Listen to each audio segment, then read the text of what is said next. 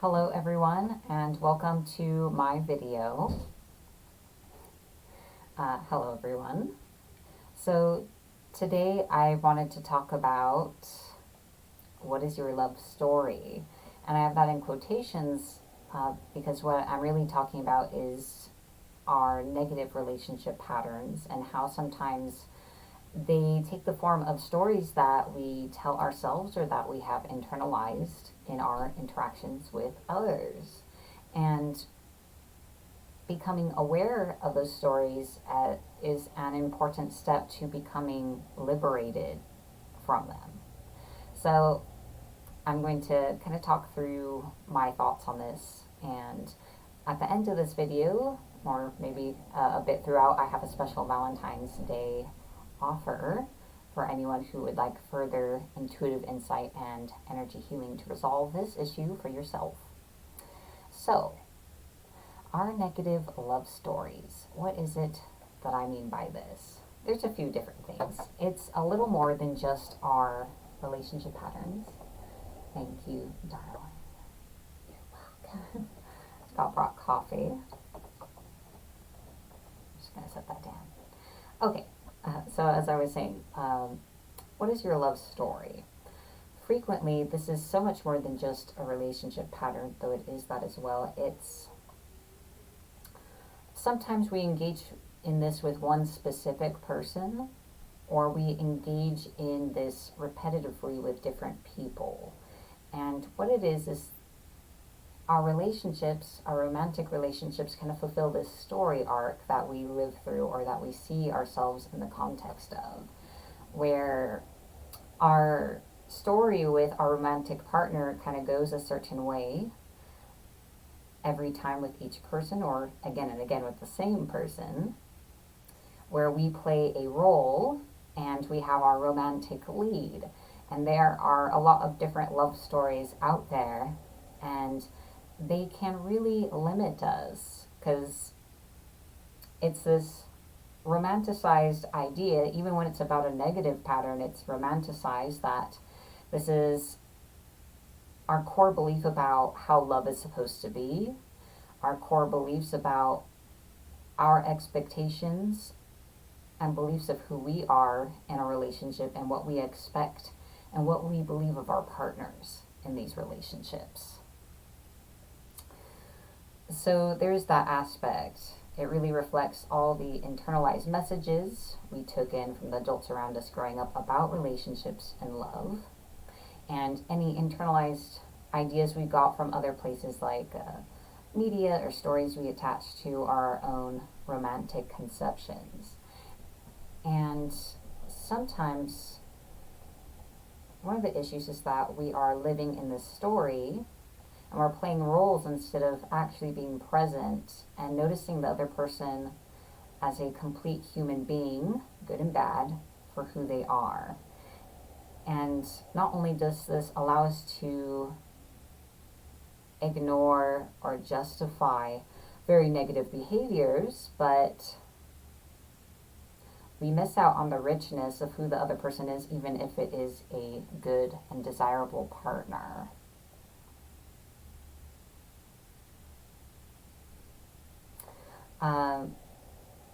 Let's see. So that's kind of what I mean by our negative love stories. So our stories put us in negative thought patterns, and that's kind of what I just talked about.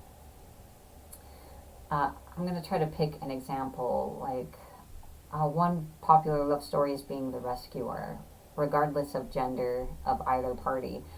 You meet someone and they're struggling and they need help, and you love them so much out of the purity of your love's going to save them, and you dive in to rescue them.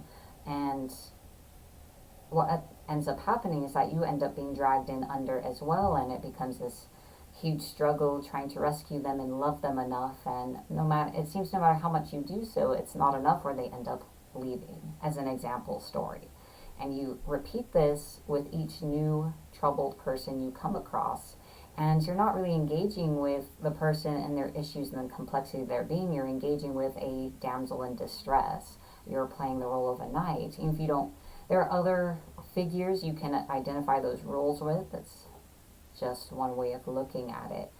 Rather than seeing them as a complex person, yourself as a complex person trying to work out the nuances of living and growing together. It becomes about this great epic about how love conquers all instead of the actual reality of what that means. And sometimes you can do this with the same person. So let's say the person leaves. And then it's like an on again, off again thing where you continue to try to prove that this time you'll love them enough, or your love collectively will be great enough. So, again, I want to highlight, think about your love story, think about your past relationships, and if there are any repetitive themes in terms of the relationship dynamic overall, how things start, how things are in the middle, and how they end.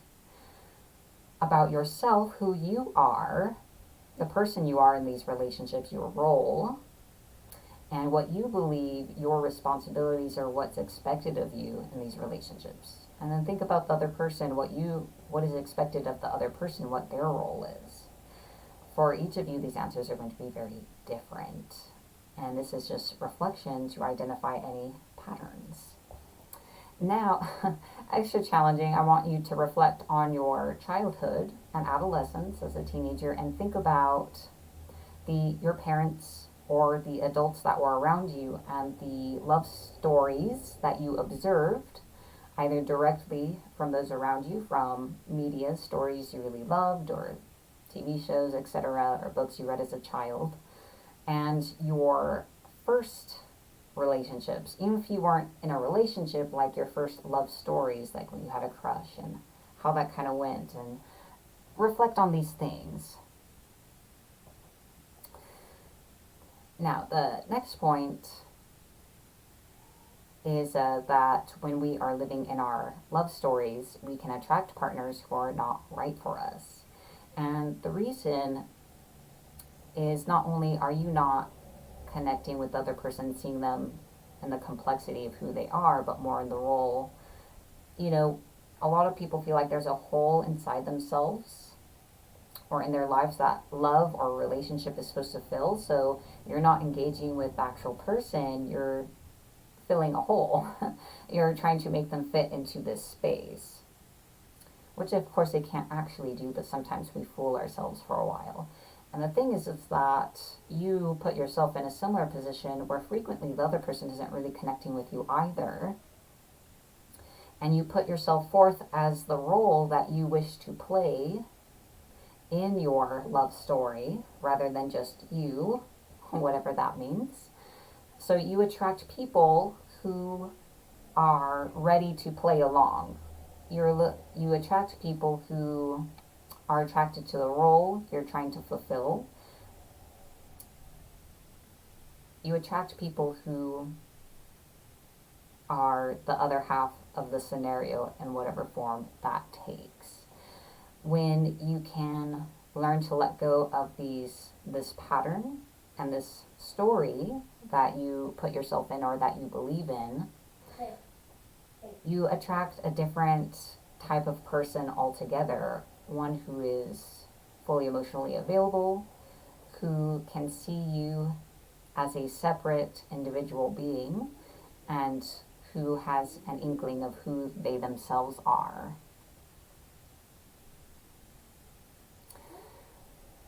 And that's kind of what happens. The next thing I'd like to talk about is that these negative love stories keep us from forming real spiritual connections, or even real emotional connections at times. I want to take a look at the comments.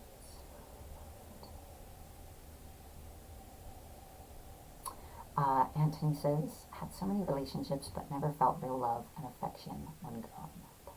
That is unfortunate, but yes, a lot of our love story or negative beliefs about relationships or what we believe our place in them is formed from those early interactions and examples, what we were taught about ourselves. So these love stories can keep us from forming genuine connections with others, and it's because you're attracting someone who doesn't really see you. They see the role you are trying to play, and you're not really seeing them. You're trying to see if this person fits in the empty space inside of you, rather than being like, oh, there's this person and I see them for all that they are. And it's impossible to really have a genuine connection that can withstand all the normal trials and struggles of relationships in life when each of you are looking for someone to play the supporting role in your play or in your story, when each of you are looking for someone to fill that vacancy in your being and in your life. Because there's too much desperation and fear. There's too much of these other feelings that prevent from really feeling safe enough to see the other person for who and what they are, and to allow yourself to be seen in turn, and seeing if those two things are compatible with each other in the long term, and putting in the work to make relationships work rather than just expecting it to work out. Or frequently when we're in our love stories, we're playing through our story, and we hope that magically somehow the story will end differently this time around, but it can't do that unless we decide to kind of step out of it.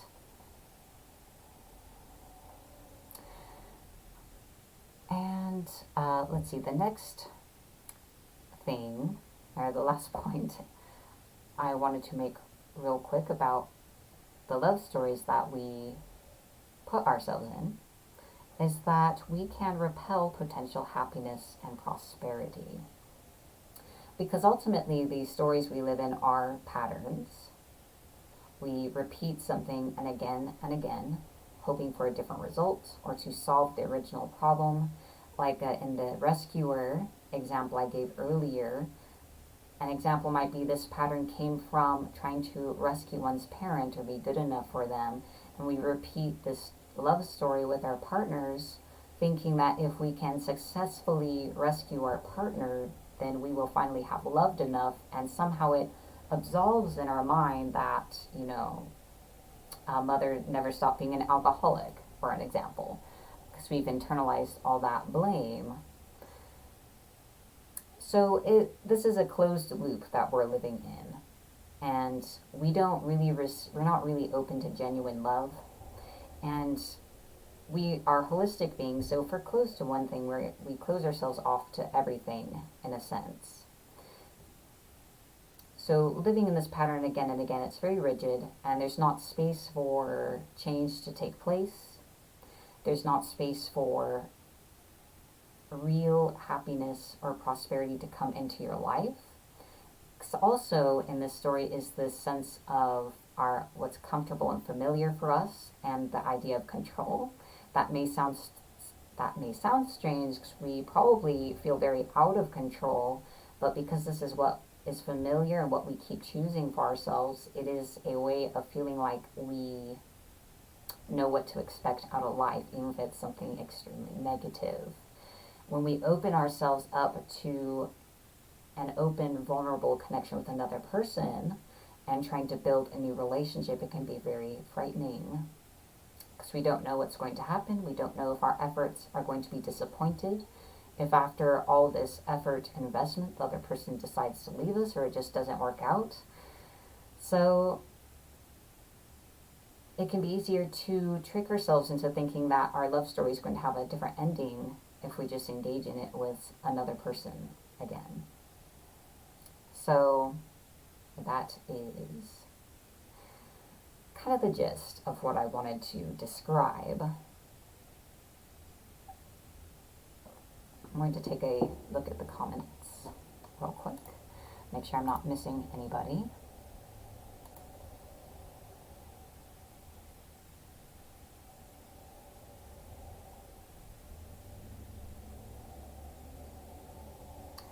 Some of these comments I will address after the stream because of the nature of them.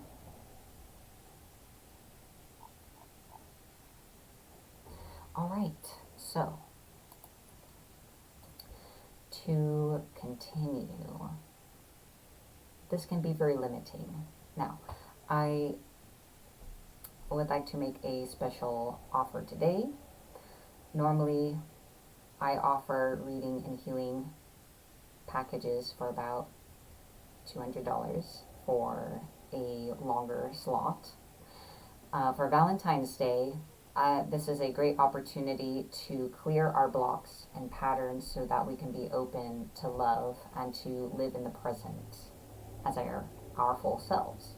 So I would like to offer a 30-minute reading and healing session in which I get to the heart of the matter of the love story you are living in and the pattern you keep repeating, and do a healing to release that for you and to channel in a sense of love and security and to bring you to the present moment and to feel safe and moving forward.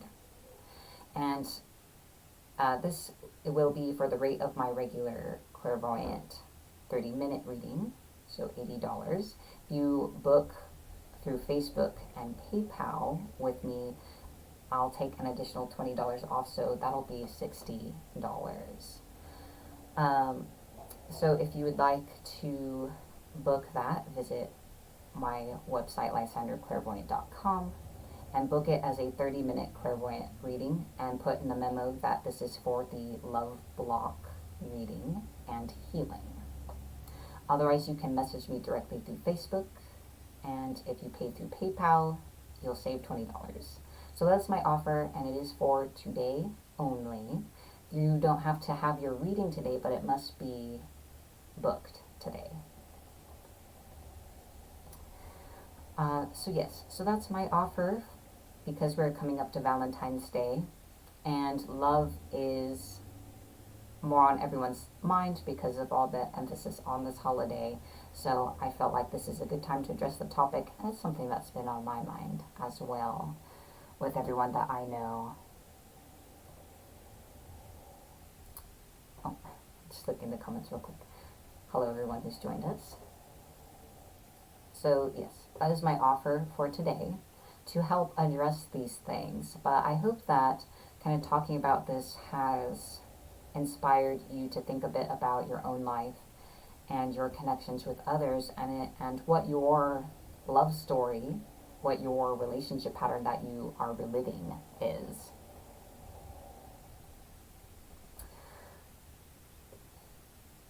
And I'm thinking of something personal I'd like to relate on this.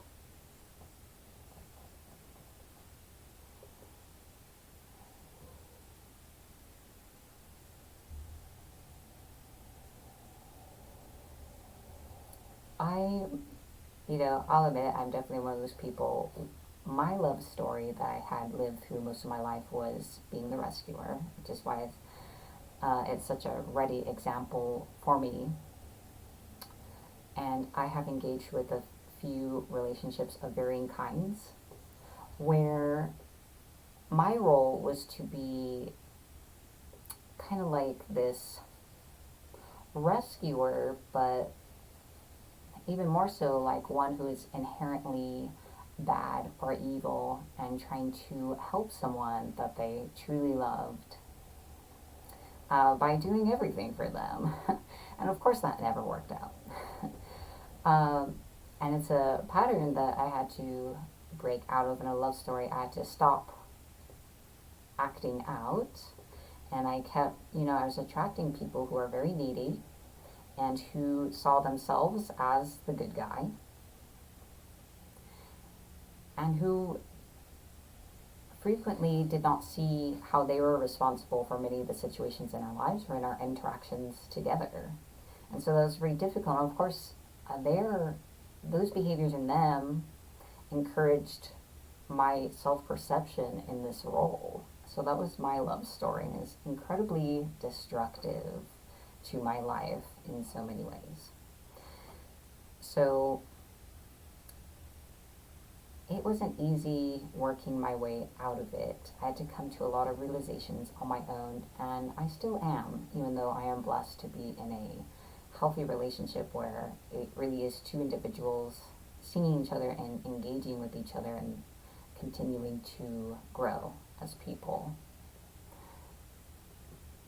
So that's also why I want to offer this to you, because I know the transformation it can provide for you and your life, the liberation and relief one can feel when one no longer feels like this is your lot in life, this is your lot in love, and that this is your place in every relationship that you enter. And you don't have to hope for things to be better. They actually will be, because you have realized that you are so much more than that role that you've given yourself or that you've accepted from others. And it's also liberating because you open yourself to being in love and connecting with people outside of your type, your typical leading role mate, and so on, and seeking someone who perhaps is unfamiliar, different, and new, but who ultimately can give you the things that you really need out of a life partner, and that you can be there for in turn in a healthy way. So, yes, it is important to work our way out of these patterns. This is mostly all I had to say on the topic, just why it's important, how it gets in the way, and share a bit about how I relate to this, because this has actually been one of the most enduring and painful issues in my own life that I had to work through throughout my childhood, adolescence, and early to mid-adulthood. And it affected many relationships, not just my love life. So again, I am very eager to do this work, and I know that things can be different for you because I've found that change for myself. You can really be present with another person and not feel compelled to act out your story with each person you meet. You can be drawn to different people. You can have different kinds of people be attracted to you. So I hope I'm looking forward to working with you after this video in this offer. Sorry, thinking like 5 things at once. That's why I pause awkwardly. So a 30-minute reading and energy healing to address your love story, your negative relationship pattern, and I'm going to go into your energy and energetically release this pattern, because our patterns form energetic counterparts in our energy. So even though you will still need to make the choice to be different, it will be significantly easier. You won't feel a compulsion to do it. You'll just need to be conscious in your decision making, and different relationships and people will be attracted to you. So I do not offer reading and healings and sessions together typically for less than 90 minutes and for the usual rate for that service. So this is a special for Valentine's Day. The reading / healing session must be booked today, even if you schedule it to take place later on. So I'm offering this 30-minute session for $80, which is the same price as my regular reading rate for 30 minutes. So if you would like to book that, you can go to my website, lysanderclairvoyant.com, and book it as a 30-minute clairvoyant reading, and place in the memo that you want the relationship pattern reading and healing. If you message me directly through Facebook and book and pay through PayPal, you'll save $20, so it'll be $60 for 30 minutes. So I have a few slots open for today, and of course varied availability through the next week. So it just has to be booked today. It doesn't have to take place today, because I know we all have a lot going on in our lives.